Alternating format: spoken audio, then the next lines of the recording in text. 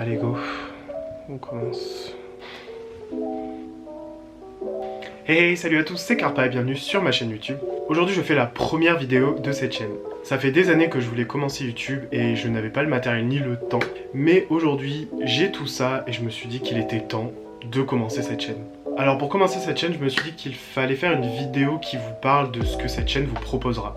Je me suis donc dit un résumé de mon aventure à l'étranger serait parfait. De vous parler de l'avant, du pendant et de l'après aussi. Donc la vidéo d'aujourd'hui sera comment j'ai atterri au Japon et en Corée.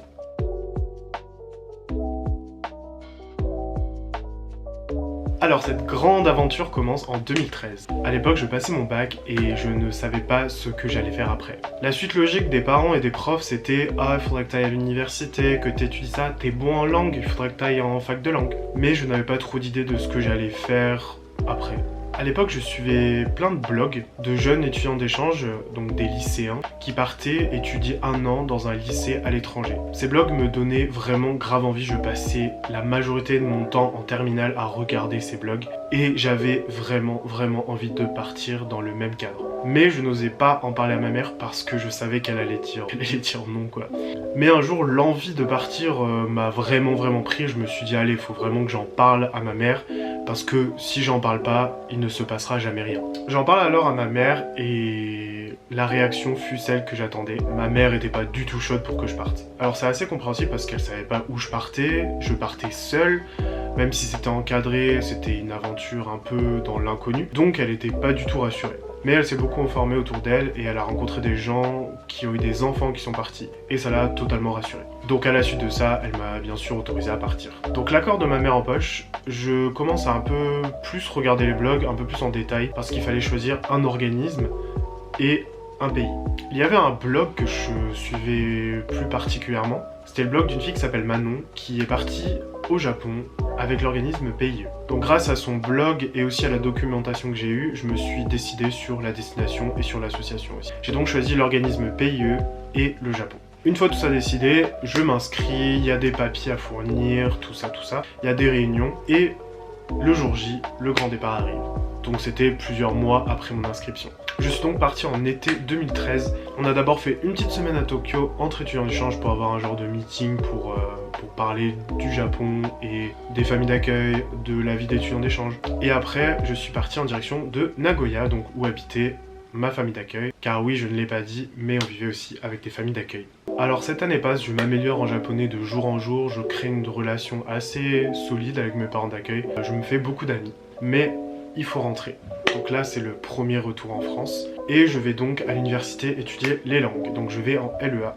Mais n'étant pas quelqu'un de très scolaire, et n'ayant pas du tout la motivation de continuer mes études, et en plus ayant le Japon qui me manque à un point fou, je me décide d'arrêter mes études et de repartir. J'avais pris connaissance d'un visa qui s'appelle le visa vacances-travail. C'est un visa qui permet aux gens de 18 à 30 ans ou plus, selon les pays, de partir un an à l'étranger, d'y travailler et de passer, on va dire aussi, un moment un peu vacances. C'est-à-dire c'est travailler pour payer ses vacances pendant un an. Je connaissais personne qui était déjà parti en visa vacances-travail, mais l'idée était vraiment cool, travailler et vivre à l'étranger.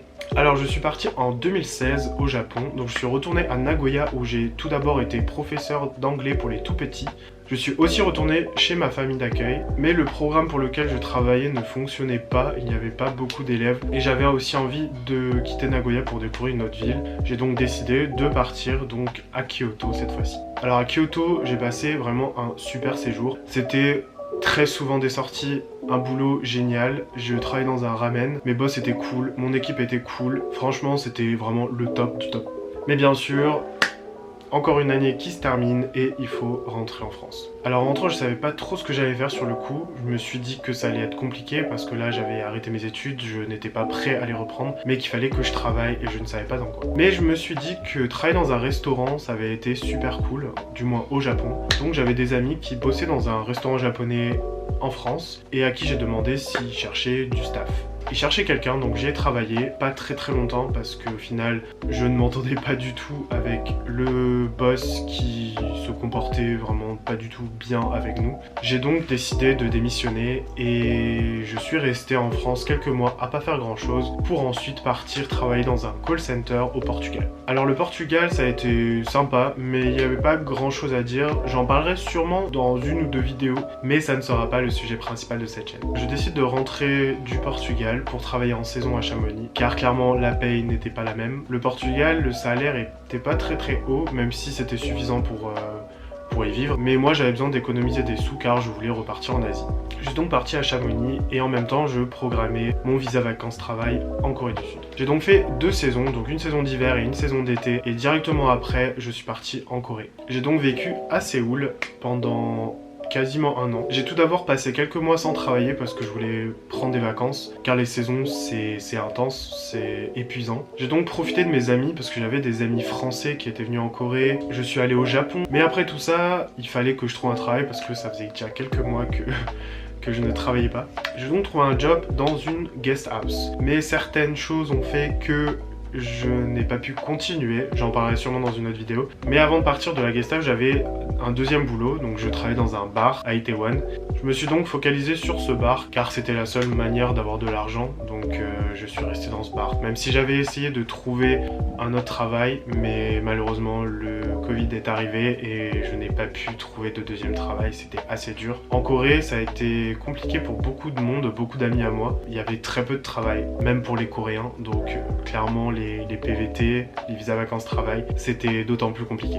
Alors après ça, je suis rentré en France, donc c'était il n'y a pas si longtemps que ça, c'était il y a quelques mois. Je suis parti un peu d'une manière précipitée de la Corée pour certains problèmes que j'ai eu, notamment problèmes relationnels, problèmes au niveau de l'argent parce que le corona est arrivé et du coup mon bar fermait plus qu'avant, donc je travaillais beaucoup moins et je gagnais beaucoup moins d'argent. Donc c'était assez compliqué, donc je suis rentré et voilà. Et voilà donc la fin de ces aventures, du moins la coupure. Je compte repartir plus tard, peut-être refaire des visas vacances-travail, d'autres projets. Mais voilà, j'ai l'envie de partir. Surtout pendant la pandémie, on peut pas trop voyager, donc c'est assez frustrant. Mais bien sûr, je vais repartir. Je sais que je vais retrouver le Japon ou la Corée en vacances et peut-être repartir vivre quelque part. C'est donc la fin de cette vidéo, j'espère qu'elle vous aura plu. Ça n'a pas été une vidéo très complète, mais je me suis dit qu'il fallait pas trop en donner dès le début pour justement faire d'autres vidéos, faire d'autres contenus. N'hésitez donc pas à liker la vidéo, à vous abonner. N'hésitez pas à mettre un petit commentaire et à partager aussi la vidéo sur vos réseaux sociaux.